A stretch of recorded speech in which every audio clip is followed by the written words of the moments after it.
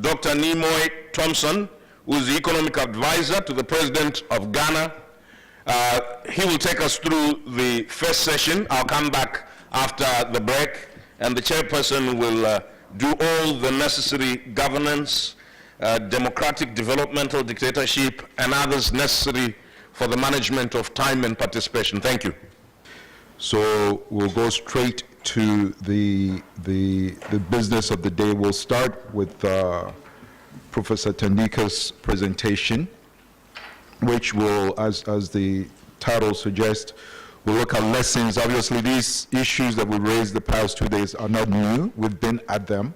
The fact that they persist means that there's something missing. There's something we have not done right. And so the professor is here to share with us the lessons, the possibilities, and the options we have as we proceed to address these issues. So I will cede the floor to him for about 20, 25 minutes maximum, and then we'll have a chance to interact with him, be more engaging before we proceed to the next session. So, Prof, the floor is yours.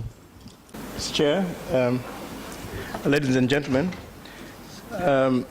my task is not an easy one, partly because the issues that I'll be discussing should normally require much more time than we have. And I sort of discussed with the chair that the shorter I make my presentation, the more time we'll have for discussion. But then we run the risk of my being too telegraphic in what I say, and perhaps this might create a misunderstanding. Let me make a very basic assumption. We are not discussing socialist economies, right? In the sense that if you take the Gini coefficient, generally almost all socialist countries we have very low Gini coefficients. They were very low levels of inequality.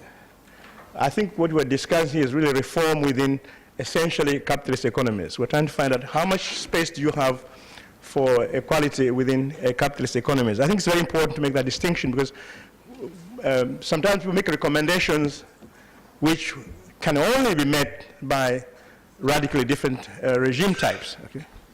And I'm trying to avoid doing that by giving you what's obviously a distributive model, which has been experienced historically. It's not like an abstract utopia, but something which we have lived with. We have seen countries having Gini coefficient as low as 19, 20, and these were normally the so-called socialist countries of the past. So we're talking about reforms within the capitalist economies. Now, a little historical background might be of some use here. There's no point in getting older without having a sense of history. Somebody said in Africa, when an old man dies, a library burns down. So I will serve as a library for one. I'll start off by something we didn't discuss, but I think was implicit in the discussions about inequality. Amartya Sen has asked the question, we all agree that equality is good. Whether you're conservative or you're leftist or right, people have some notion of equality as being a good thing. The question is equality of what? Okay. A conservative will say, I believe in equality of opportunities. Okay. Somebody say, I believe in equality of outcomes. And so there's always some notion of equality that we all seem to say we all agree on equality. Okay. There are a few people who would perhaps ideologically think that all inequality is good. Most people think that some form of equality, either in the eyes of the Lord or in citizenship or in outcomes or opportunities, as some defining what they mean by inequality. In economics, there are two types of inequality. One is called functional income distribution, which is where you look at earnings by owners of factors of production. Wages for labor, rent for landowners, profit for the capitalists, interest rate for the financiers and all this. So you could use historical income categories, and that was the way income distribution was discussed, at least in economics, until the 1970s. From the days of Ricardo on, they all talked about functional income distribution. The second type of income distribution is personal income distribution, where you look at how income distribution is distributed across households in different sort of categories of households, and you create, usually you get the Gini coefficient, which you must have heard about yesterday quite a lot. And much of the debate today about income distribution is about personal income distribution. The distinctions are not minor. They are fundamental implications of which of these two you use. And I think in a profound, you could say, of course they are related. Personal income distribution is an outcome of how people access incomes, and they access incomes through wages, through profits, through rents, through. Okay. And my own view is that actually, if you're going to make the link between income distribution and structural transformation, which we've been talking about, then you'll be forced to take on functional income distribution. Okay. The reason why we've been having problems, I listened yesterday very carefully, I couldn't hear anybody make the link between income distribution and the talk about structural transformation. Because the link really is through the production structure and through the allocation of income to people who are the different producers. So I will start off by talking as if I was in the personal income distribution mode, and then I'll get back to functional income distribution and why I think it's important. Now, inequality has not always been off the development agenda. Right? However, you could say that it's coming on the agenda and disappeared. So it's very important to know when it came in and when it went out. Okay? In the earlier post-colonial period, African governments were very concerned with inequality. The first inequality they were concerned with, of course, was with the racial hierarchies of the colonial order. Okay. And so there was a lot of fight about indigenization, okay, that to remove the horizontal, the inequality between the colonialists and in Southern Africa in a directly racial context of removing the black-white divide in terms of income. So there was a lot of concern about doing that, and the main policies those days was indigenization, and today in South Africa you have black empowerment as a part of that story. But there was also another story, which was nation building. That most nationalists were very conscious of the fact that they inherited very divided countries. You had usually the coastal town or the capital city developed and the rest of the country not doing well. So there was a very national or nationalist imperative to do something about inequality. And a number of policies were introduced, which we don't think of as social policy, but actually were social policies. These included sometimes the regional allocation of economic activities. More dramatically, most countries introduced through the marketing boards, ironically, they had pan-territorial pricing where the government would buy crops from across the country at the same price. This was essentially a subsidy to the poor areas. Okay? And normally would be included, as in my mind, as one of the sort of social policy elements of those countries. Some countries went as far as to introduce ideologies that were socialistic. At least the language was to create, was basically an anti-capitalist language, and a discussion about how one would ensure equality. You had Ujamaa in Tanzania and so forth. Some introduced leadership codes, which restricted how much wealth leaders would accumulate, and so forth. We can argue about whether these things were effective or not. What I wanted to just stress is that there was a concern in the early years on this question of equality, and I looked some data, and the data on Africa is very, on inequality is very, very thin, that in fact the first 10 years or so in the post-colonial Africa, there was a decline in the Gini coefficient. There was some kind of an equalizing process took place. However, there are some problems. When you indigenize or you deracialize, what you do normally is you remove the white upper class, if you like, and you create a new black upper class. And Albert Hirschman has written something about why people can tolerate inequality. Now, in situations like this, in the 60s at least, there was something which Hirschman called the tunnel effect. If you're in a tunnel and you're driving a car and there's a jam, and you're there for 2 hours, and suddenly the other car begins moving, you're very happy because that gives you the hope that your turn will come. Okay? And that happened after independence. You allow the rise of a new indigenous people, so you're very proud to have the first millionaire in Malawi, or the first billionaire in South Africa. So that, and you're supposed to be, and you're happy because it's one of you is getting up. But in the process, of course, you're creating inequality. Okay? And the tunnel effect allows you to be optimistic that my turn will come. Okay? Sometimes it takes 50 years and your turn hasn't come. And as much of Africa has learned later on, that didn't happen. But there was some contradictory process of, on one hand, cheering the differentiation taking place among the black, among the citizens, at the same time worrying about growing inequality.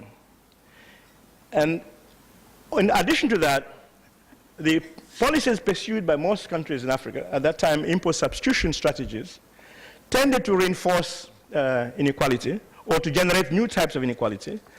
You had, especially in the labor market, a segmentation of the labor markets, so where you had workers who had access to protected jobs, sometimes working in the larger companies and paid and enjoying pensions and the usual welfare rights. And then you had a growing labor force in the urban areas in the informal sector, which did not enjoy those rights. And that became a big concern towards the mid-70s, and not only at national level, but also at international level.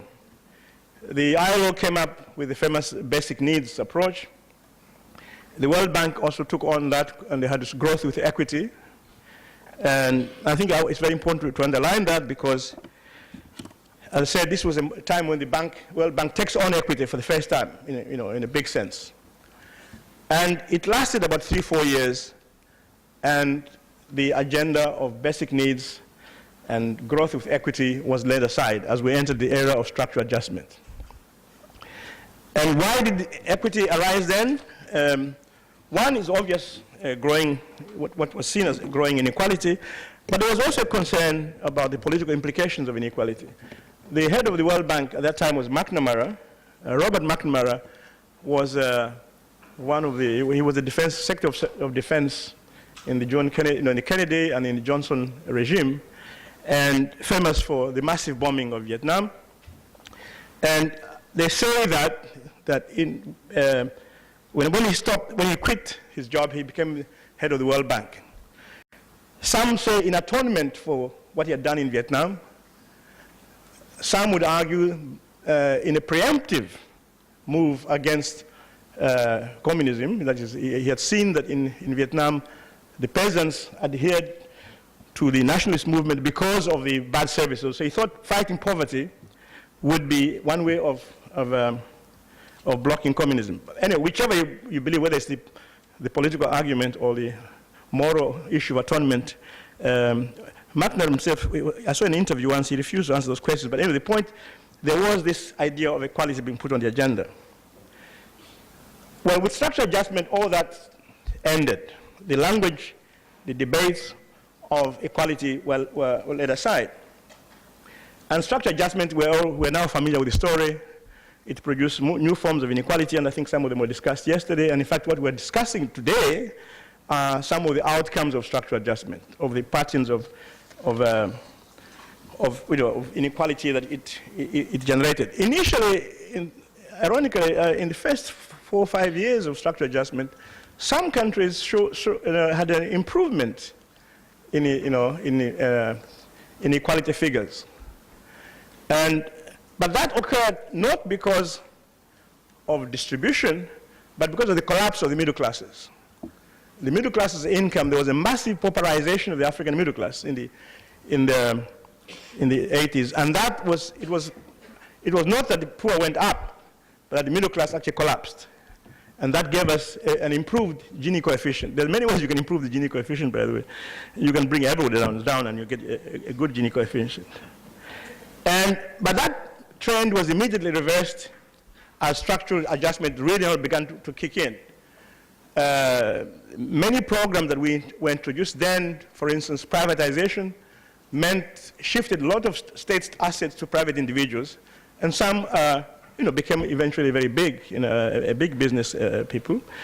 There was normally many of the socialist experiments were reversed, and it is interesting that the more socialistic the country was, the more reversals were imposed on them. That is, the structural adjustment was much rougher on countries like Tanzania, Zambia, Mozambique than on countries like Malawi, Kenya, and so forth. They had to make much sharper reversals, and they leaned on them much more heavily. So a number of these experiments of socialism and equality were reversed. And I think also at the ideological level, there was also a shift. Many of the nationalist case for integration, for some notion of equality, somehow did not feature in the new debate. Significantly, also, there was a change in the fiscal regime. Taxes were to reverse, and a number of taxes that were slightly progressive were reduced. More regressive taxes were introduced. There was a reduction of public expenditure, especially again in the much more redistributive parts of the public sector. In virtually every country in Africa, the share of wages declined, and there was increased unemployment, and the story is familiar, so I need not bother you with the details. But it's important to underscore that in those days, the growing inequality was seen as a good thing. And it was seen as a good thing because it was celebrated basically as showing how the forces of the market allow individuals to rise above the constraints by the state. Okay? It was seen as really this evidence of the freeing of space, unleashing of the so-called market forces. And in many cases, most African governments had compressed wages in the state. If you looked at between, say, wages at the top and the bottom, were artificially compressed by governments. With structural adjustment, there was a decompression of wages. So the wage differences increased quite sharply within the civil services, say, for instance. In some countries, the new public management allowed the people at the top who were on contract to earn very high salaries compared to other civil servants.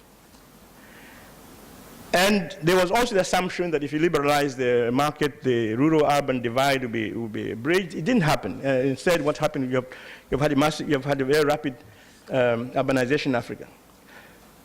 So this growing inequality, again, became a source of concern. And in 2006, the World Bank came up with the famous report on equity, which basically argued that equity was good for growth. And that placed, once again, the agenda for equality on the table. And the argument then was that, first of all, that there was no trade-off between growth and equity. You could have equity and growth at the same time. That there was and the argument that what equity would, and the reason why this would happen was that with equity, you could ensure greater political stability, which was good for growth. You could ensure access to human capital, education and so forth, which was good for growth. You would also, in a way, preempt more redistributive politics that would be created if there was high inequality. There was a whole story about the median voter, that if median voter's income is less than the average income, the majority would then vote for high taxes and distribute. But if you have higher levels of inequality, that would be reduced. The politics of that, the political economy of that, because the median voter economy was quite unrealistic. It was you assume you have a democracy, you assume every voter has exactly the same weight, and that therefore the median voter would make a difference. What I want to stress here is that, and of course the equality the bank was talking about, and they were very emphatic about that, it was not an equality of outcomes. It was of opportunities. So I think it's very important to keep that in mind. And also the instruments that were chosen to address that, again in the World Bank language, were ones that would not distort the market. Okay, I put distort in quotation mark. And so you ended up actually, when they ran regressions about how equity was good for growth, usually it was equity in the past. That is, if you begin with a land reform like Taiwan or Korea, you will have high growth. That was the story. But they couldn't say, you must have land reform now. Because in that case, Mugabe would do very well. Right? So they could explain why equity as an initial condition was good for growth. But they could not explain how you reproduce equity as you go on. That is, to have contemporaneous equity as opposed to equity as an initial condition. In fact, a few years after the report came out, the chief of the, who was then the chief economist of the World Bank, Bourguignon, made the following statement. He was talking about, equity, and he says, and he's talking about having a direct wealth distribution. He says, is such direct wealth distribution indeed feasible at no cost? This is doubtful, he says. Redistributing property can only be done under exceptional circumstances, which often involve political violence. Such circumstances can hardly be considered economic policy options. Land reform is a case in point. Today, few programs would actually involve authoritarian land distribution. Basically, what he's saying, we have argued about equity and so forth, but really, what's the cost of moving towards equity? Okay. And they called it the transition cost, the cost of moving from one model to an equal. Basically, that statement to me was to say, forget about the equity, okay? Because it can only be taking place in exceptional circumstances of violence. Okay? Now, and I think since then you hear much less from the bank, at least from Washington, about equity, until quite recently. They've gone back again to talking about equity. And ironically, now it's coming from the IMF, more from the IMF than from the World Bank. And I'll explain the reason why this is the story. As I said, the focus all along this debate has been about personal income distribution. There are reasons why personal income distribution was favored over functional income distribution. The first is that personal income distribution can be discussed with no reference to class. Okay? It is households. Okay? Some households have got more money, and there are different percentiles or quantiles or whatever you call them, and they have no reference to the things that we think as living human beings in social classes or in social organizations. That's one, I think, explanation.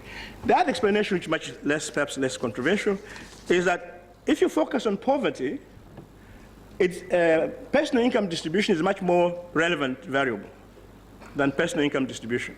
That is, if you are concerned with how households live in immediate position, then of course you will look at personal income distribution. If you, however, you are concerned with what we think we've been saying about transformation, I'll argue then you have to shift to personal income distribution. To functional income distribution, and I'll explain in a minute.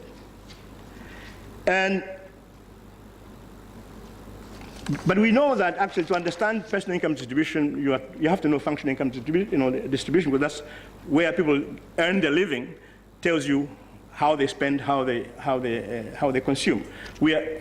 Gini coefficients are measuring your consumption. They make these surveys of consumption or expenditure patterns. They don't tell you, they don't go back and really dig where you got your money from. So I go back to functional income distribution. As I said, the classical economists always argued about these big income groups. And today there's been a revival of interest in functional income distribution, sometimes from very strange quarters. The first quarter is policymakers. 2 years ago, the IMF, in trying to explain the American financial crisis, resorted to functional income distribution and argued basically that one of the reasons why there was a financial crisis was that the share of wages in GDP had gone down, the share of rents to finance and the real estate had gone up, and the share of money going to profit had gone down. And that the financial sector had all this money which they couldn't invest because the industrial sector is not borrowing. And they managed to change the laws in the US to allow them to lend to the poor, to lend to the wage earners. So there was massive lending to a group whose income was going down. And that is what created crisis. And the IMF recommendation was that you must increase wages. This might sound very strange, but this was the solution they came up with, that you must increase wages in order to reverse what was historically, at least in the post-Second World War period, fairly constant shares between profit, rents, interest rates, and wages. In the academic circle, there's been a book which came out last year in French. It just came out in English this year, and it's a big hit. I think it's the only economic book now is now topping the New York Times reading list. It's a book by Piketty called Capital in the 21st Century. Okay. It brings back the whole idea of that we go back to talk about these incomes, of the different incomes. And in development studies, for those who remember, Arthur Lewis's major argument was that if you want to develop, you have to increase the share of profit, and because profits are invested, and investment means higher growth and so forth. And that was an understanding by most development economists for the time. And when you look at the East Asian miracle, that's precisely what they did. And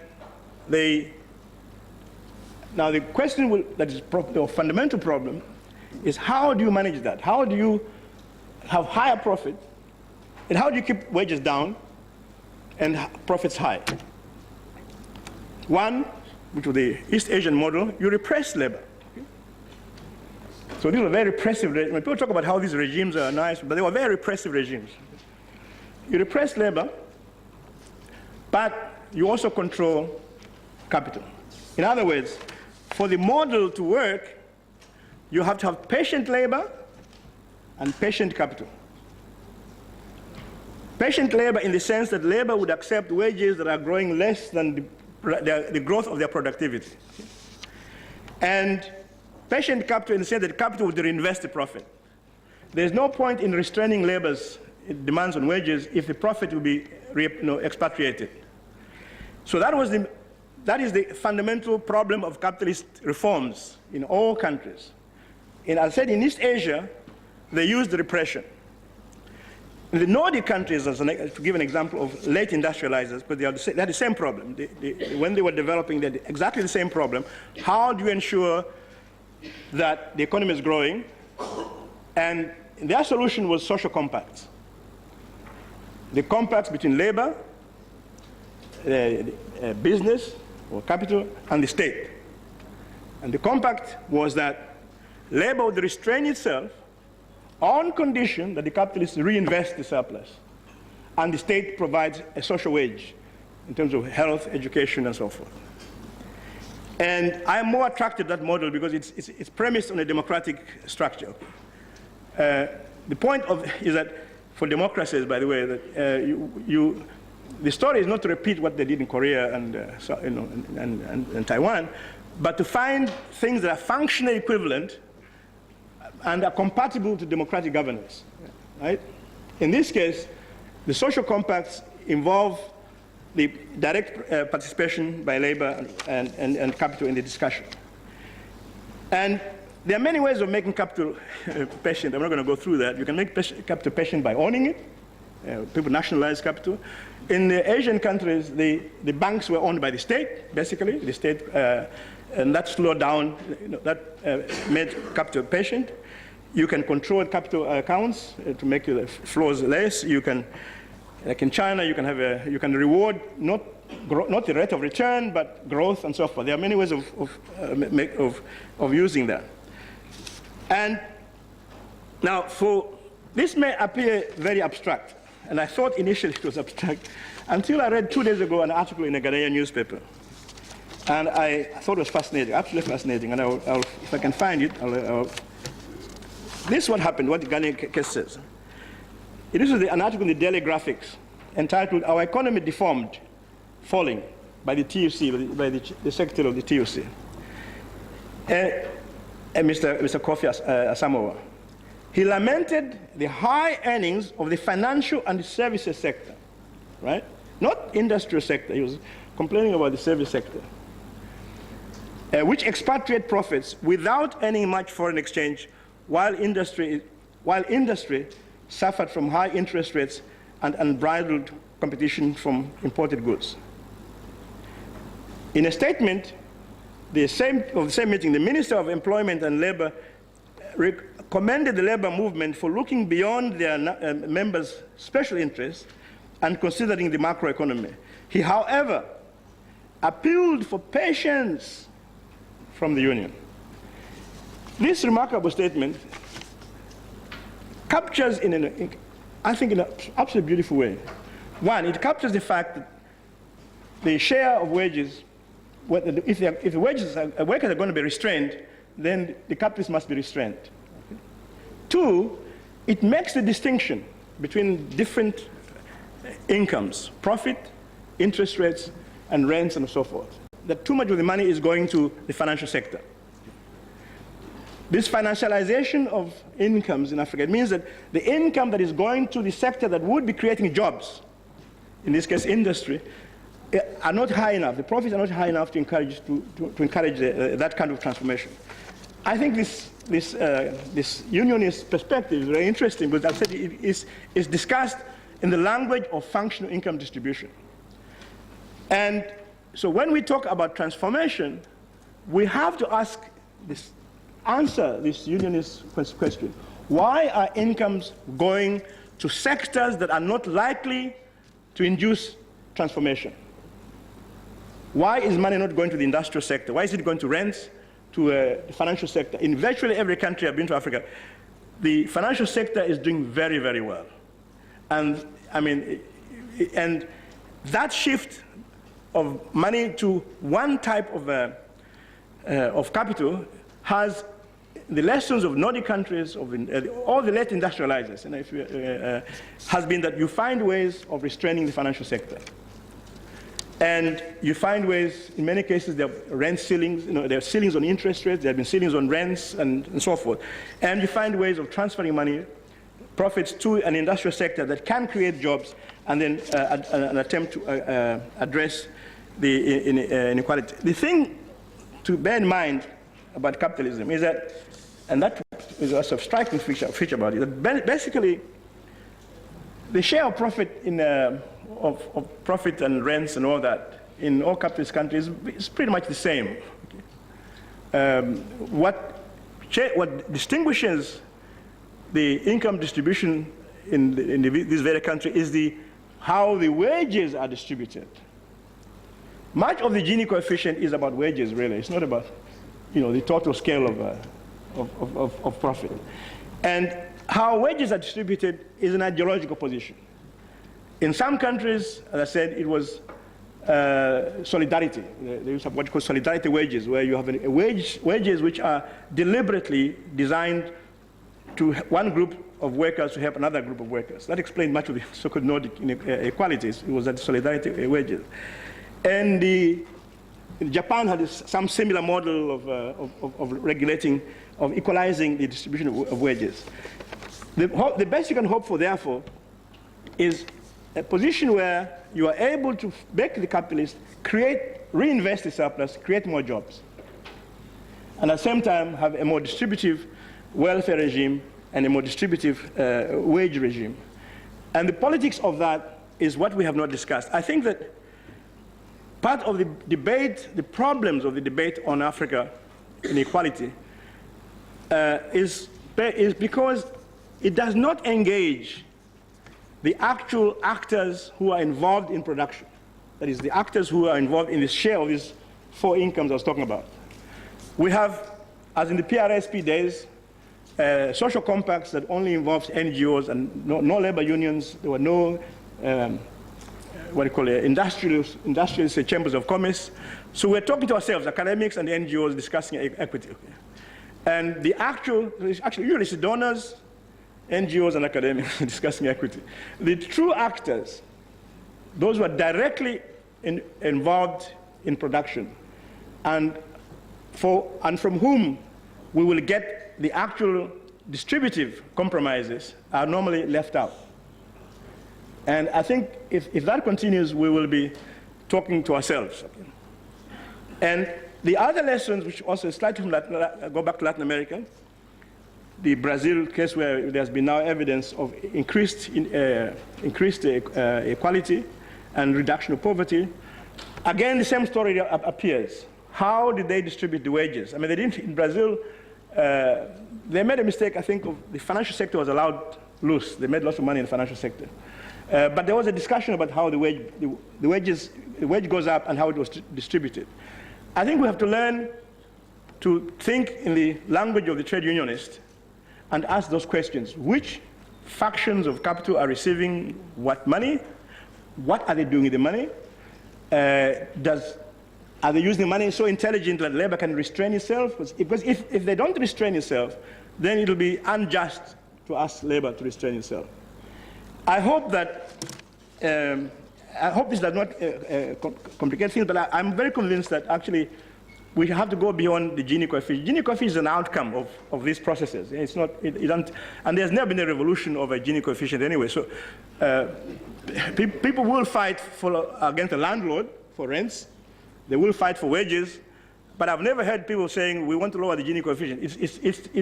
It's not a very living concept. It's an academic concept, but it has no life and blood as rents, profit, interest rates, and so forth.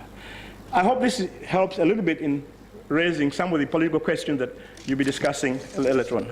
Thank you very much.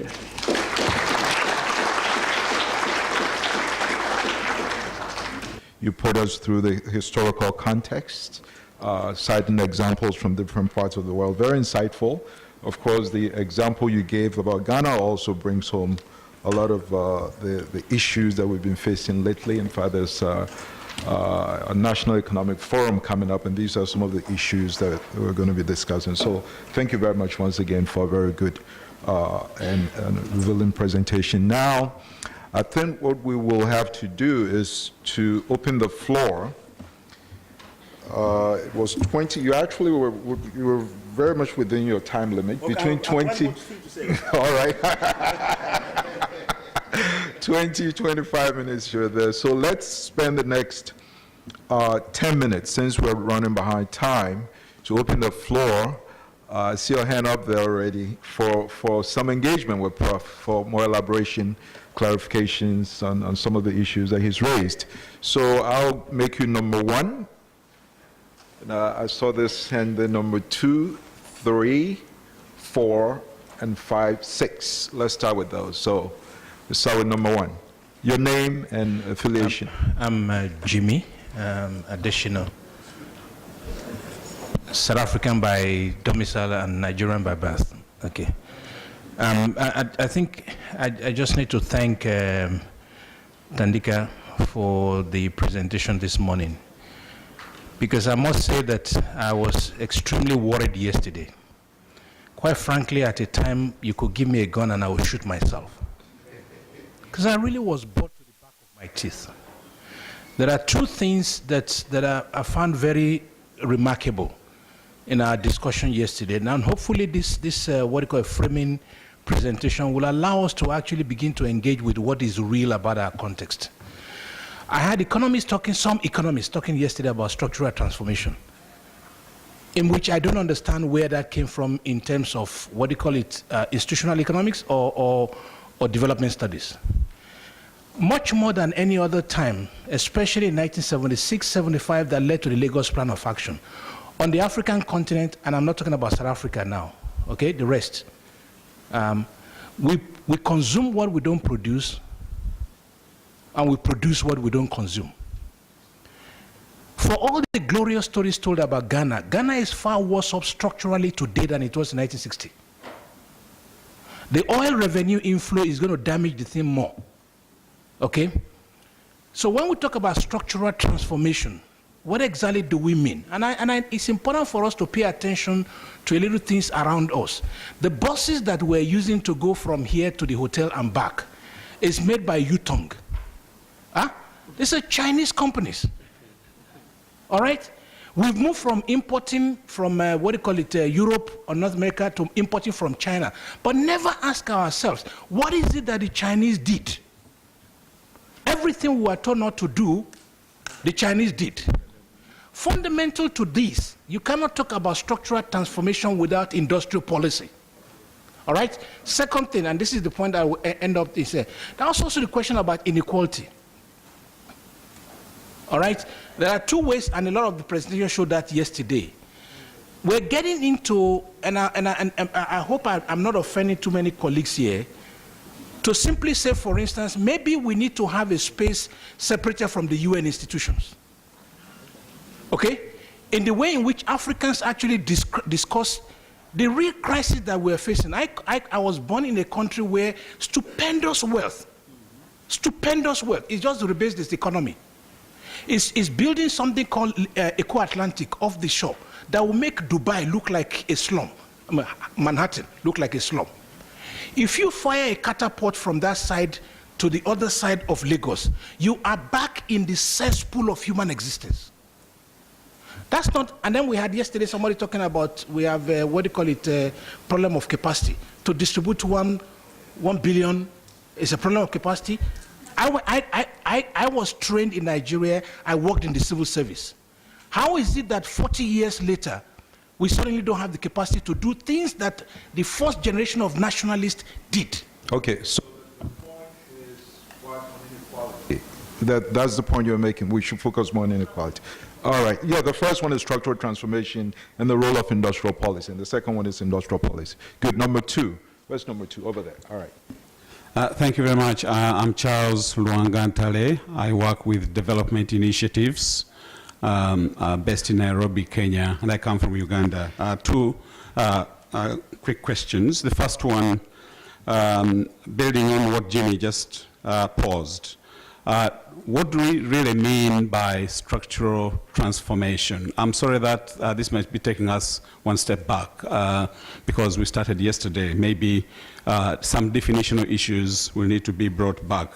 Is this one of the assumptions we should add on to those that you have, Tandika? The second one is about the elephant out of the room. Private sector and unions and others. In terms of engagement of those that are not here, those that we need to include in this discussion, what do you propose as the most suitable and logical processes to follow in doing this? Thanks. I think an interesting case that Professor Mkandawiri raises is the one in South Africa with the miners' strike, where they are digging in their heels for better wages. And we had this NEDLAC, which brought together miner, labor, government, and industry. Whether it has led to industrial peace and or a common vision on what needs to be done in the country, it's yet to be seen at the moment. I don't know what you would say the key issues are in the case of South Africa, where I come from, in relation to this construct where labor, industry, and civil society and everybody can be in the same crawl, and the deteriorating labor relations environment as characterized by the miners' strike. What would be your take from that? The second, indeed, is this industrialization policy. on the continent that, yes, we say Africa must industrialize, but there isn't an intelligent analysis of regional markets, both as producers and consumers of goods. So I'm afraid that we may see all countries erased to the bottom because there isn't a concept of regional approaches and regional markets. It's beautiful in paper, but very difficult in practice. Thanks. Thank you. Number 4? You're number 4. All right. My name is Herbert McLeod from Sierra Leone. Professor, there are many ways one can cut the cake, and Professor prefers functional income distribution.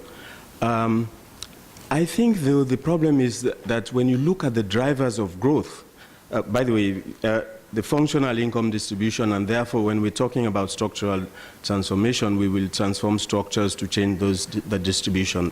That's what I understood. The problem is that when you look at the drivers of growth, in many of our countries, they're extractives, and there isn't much choice there about what you do to develop the mining sector. It's mainly externally driven, and there isn't really a lot of scope to maneuver. And by the way, you mentioned that there hasn't been any revolution over the Gini coefficient. Well, not the Gini coefficient itself, but the consequences, and that's really personal income distribution. In my view, one of the greatest threats, at least in the case of West Africa, to the peace and stability right now is distribution, is high levels of inequality, income inequality. And unless you address that by deliberate policies aimed at diversifying the economy, it's very difficult to approach it from functional distribution perspective. Thank you. Thank you. Number 5. This one, you. All right. Okay, we just settled on 6. And then, Thank you, Chair. I'm Jane Narunga from Siatini, Uganda. Thank you so much, Professor Tandika, for that historical background. From your presentation, the whole concentration is about World Bank, IMF. These are the institutions which have prescribed and dictated the policies which we have been implementing in Africa. And I was wondering, what about the Abuja Declaration, the Lagos Plan of Action? Where is Africa in all this? Can we be able as Africa to direct our own policies? Do we know, and I go back to what my comrade from Uganda is asking, do we know what structured transformation really looks like when we talk about industry, agriculture, investment? How does it look like? And what kind of policies are necessary to put it in place? Because, Chair, I'm looking at the kind of policies we have, even at our various national levels. They are contradictory, they are pulling in different directions, we are negotiating different policies in different agreements. I look at what's happening in the EPA negotiations with the European Union. We want to industrialize on one hand, but we are signing the EPAs. So do we know really what we want as Africa? Thank you, Chair. thank you. And then the last one will be number 6. You? Okay, so, all right. Yes, thank you very much. Thank you very much for that presentation. And one thing I feel that drew my attention the most in your presentation is the interaction of politics and development. In particular, the choice of development intervention in our countries. And when you gave those examples of the chief of the World Bank and the kinds of policies that were selected and implemented was very interesting. I think it's important for us in Africa because we come back here, we sit here and we discuss all these fine things and come up with conclusions. Go back to our individual countries and we meet the IMF and the World Bank, which most of our countries actually depend on which the inequality agenda is nothing they want to talk about at all. So in that case, we don't make ourselves relevant. Why don't we come with those IMF and those World Bank, and why don't we have a regional consensus on how we can deal with these institutions? Because for some of our countries that are small, you don't have much of a stake on how to determine which choice you have other than what the IMF and the World Bank actually have on their agenda. So I feel that politics and development discussion that you started is very, very, very important for us, and probably we can expand on that a little bit, especially yesterday, coming back to yesterday when we started talking about how much time we need for political leadership in our countries and development, forgetting that our development priorities should not be linked to a political party or an individual. They have to be there and static. I think that was important. My final point is, when you talk about functional income distribution, and I think this is something I will always say, you will always want to address or critique mainstream economists on, we talk about inequality as if we're not talking about people. So when you say functional inequality, who is owning the land, for example, that gets the rent? Who is able to take their own labor to the market that gets the wages? So that when we do our analysis, we forget there's this gender dimension. I know this is not a gender meeting, and we don't intend to make it one, but then it scares you when those discussions do not highlight that, because we are talking about people. Inequality is not a concept that is far-fetched from people themselves. So I wanted you to mention a little bit on how this functional income distribution is different in terms of the interests, the needs of women and men as well. Thank you. On what sectors will grow, and that immediately raises the question from what incomes. So if you want to industrialize, for instance, you will normally try to wipe out land rents. Okay. So you have in Korea, Taiwan, they have massive land reform immediately. So that rent income is gone. Okay.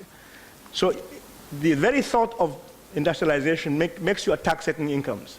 Today we have incomes that should not be allowed to exist in large amounts. They're unproductive income. So once you think about structural adjustment, you're forced to think about how these incomes, whether it's wages, profit, how they're used, and who gets them, and what they misuse becomes an important question. So the debate we have had yesterday, so far, I think, we have not made the link between our aspiration for this transformative structural changes with what does that mean in terms of income distribution.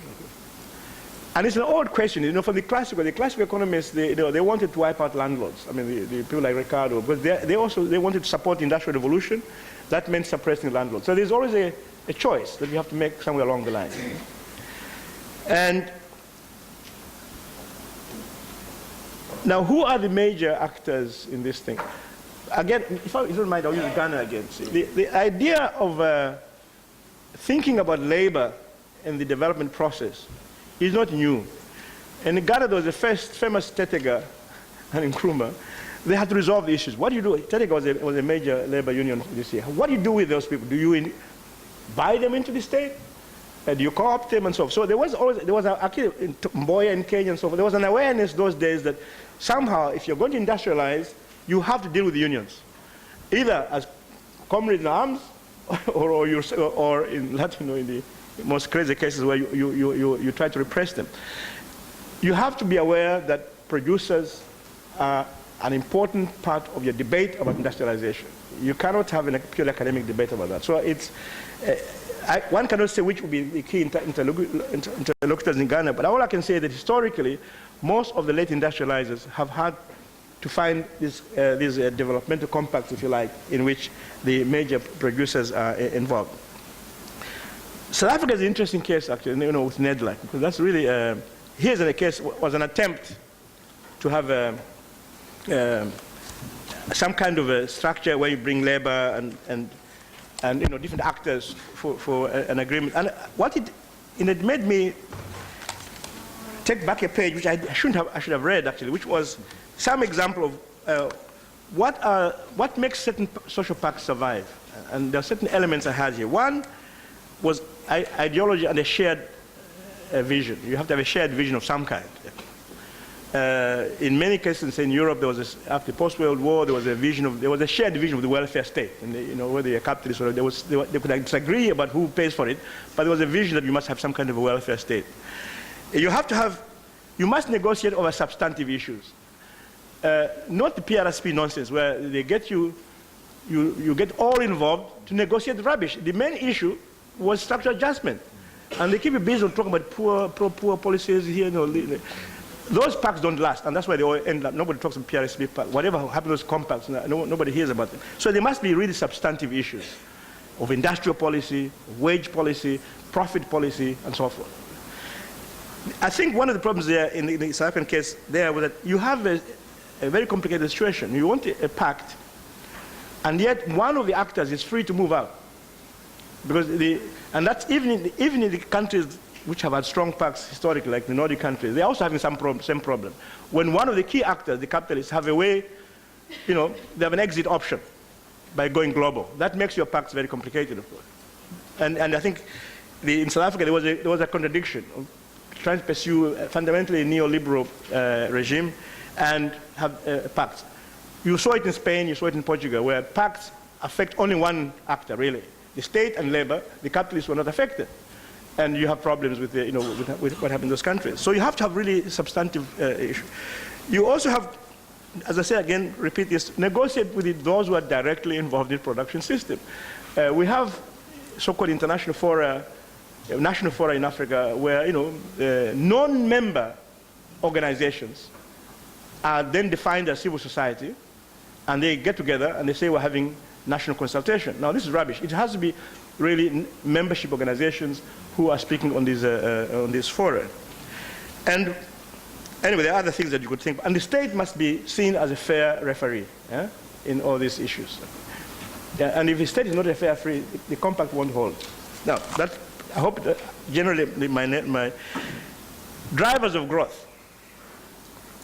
This brings us back to my functional income distribution story. Here, most of the mining countries now, a major part is the rent income, the rent from mining.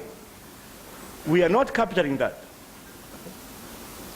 And if you can use mining rents for development to industrialize, if you wanted to. The US is a good example. The US industrialized by using these rents. I mean, it was a major rent producer. The question is, who is controlling this rent? And for some tragic reasons, during structural adjustment, and following that, many governments in Africa have lost control over rents. The simplest, easy money, rents.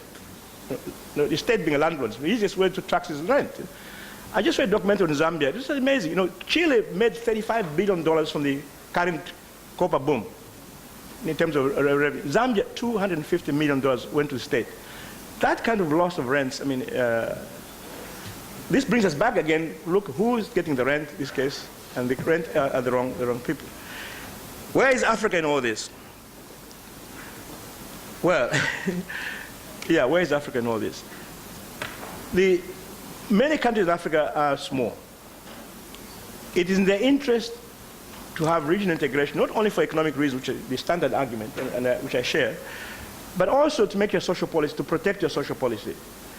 You will need, part of the argument for European Union, people forget that, was to create a social Europe, was to protect Europe, to have some social regime in Europe that would protect Europeans from the assault of the global forces. So we have to think, when we talk about the African Union, to also think about the social rights that are protected by these regional integration schemes. So far, we are focused, I understand why, we're focused on the economic story of it, but actually one of the arguments would be that to allow member states to pursue policies protected from the pressures of globalization, because they're working in a larger case. Development is politics. It's politics in many ways. It's politics because the vision is political. You want to develop because you want to catch up. That's a political decision. It's political because it's always distributive. It tells you who's going to. You have to agree who bears the burden.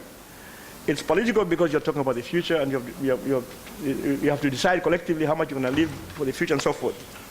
So national debates are fundamental for development. The view that the great wise man or the great Ngwazi or whoever they were those days could on their own develop a country turned out, of course, you could do it maybe 5 years, 7 years. Most of them, the maximum was 7 years, and then it becomes senile. Thing stops. You need a national forum, and especially for those who want to have a development that is democratic. As I said, the East Asian model is fundamentally authoritarian. The evidence today for Africa, by the way, is that in Africa, democracies grow faster. Okay? partly because some of the most wretched dictators were found here in Africa, so that maybe explain it. But in Asia, it's doubtful. In some cases in Asia, democracies don't do as well as non-democracy. But for Africa, it's very clear. For Africa, you just have to have democracies. Our dictators don't do well, okay? And thank the Lord for that. And so we just have to create structures where we engage debate and we agree on the cost of these things, you know, and who's going to bear the price and what the tax regime will be. People complain, but once it's a national consensus, a compact, people tend to be disciplined. Anyway, the point is that development is political, and we have to make it as a political agenda. The view which was been pushed by some Washington people of a technocratic development, where an insulated bureaucracy sits in the central bank and decides the future of a country, is nonsense. It never works. You just have to get people, you know, a larger number of people in the country involved in the process of development. Okay. On the gender, structure, you know, the functional income distribution looks like a non-gender, and it's not really true in the sense that, as I said earlier on, the most important changes actually occur when you talk about the Gini coefficient and so forth. It has been largely about how the wage is distributed. Some of the greatest gains of women in what I keep on mentioning Nordic because I used to live there. I was a refugee there, so is that the struggle for equal pay, just the struggle for equal pay, regardless of what job or what sector you're in, was fundamental to transforming the wage structure, even in favor of women. So it's not. They're not always mutually exclusive. Sometimes strategically, actually, it's better to join the labor movement and fight for equal pay, for equal jobs anywhere. And that, the outcome of that can be profound. I mean, you know, so that's why maybe, you know, I didn't break that. But you will have to break down these things by gender, by region, by so forth as you go on. But these four categories are too broad, as you quite correctly remarked. But there's sometimes some of the most important gains are not the ones that are directly addressing you. There may be something else that you're doing somewhere else that has huge implications on your life. Yeah, I think of us. Anybody who has not been answered properly, because I couldn't answer. No, I actually answered all the questions. Okay, all right. No, I didn't.